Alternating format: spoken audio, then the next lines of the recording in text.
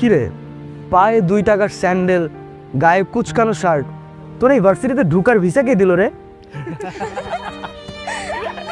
তোরা এভাবে কেন বলতেছিস? আরে শুনি না, তুই থাকস কই? আমার বাসা ভাই পাশের বস্তিতে। তুই শালা এমন একটা চিজ যে কিনা আমাদের ভার্সিটির পরিবেশটাই নষ্ট করে ফেলতেছিস। শোন, এটা হচ্ছে প্রাইভেট ইউনিভার্সিটি, এখানে স্মার্ট আর রিচ কিডরা পড়তে আসে।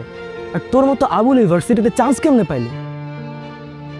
তোর তো একটা জুতা কেনার সামর্থ্য নাই, আর তুই ভার্সিটির সেমিস্টার ফি কিভাবে দিস? হ্যাঁ, শোন, ওনা তোদের মতো ড্যামেজ স্টুডেন্ট না যে সেমিস্টার ফি দিয়ে পড়তে হবে। তোরা কি রেজাল্ট জানিস? ও 100% ওয়েবার পেয়েছে, আর এই ইউনিভার্সিটিতে পড়তে ওর কোনো টাকাই লাগে না, ওর মেধা দিয়ে চান্স পেয়েছে। নেক্সট আর কিছু বল। নেক্সট আমি বলতেছি, ওদের মতন স্টুডেন্টদের জন্য না আমাদের ভার্সিটিটা একদম পুরো গুলিস্তানের বাস স্ট্যান্ডের মতন হয়ে গেছে। তোদের জন্য না এই ভার্সিটি না, তোরা না পাবনায় চলে যা, ওইটাই পারফেক্ট। আই, তুই কি বলতেছিস সেগুলো?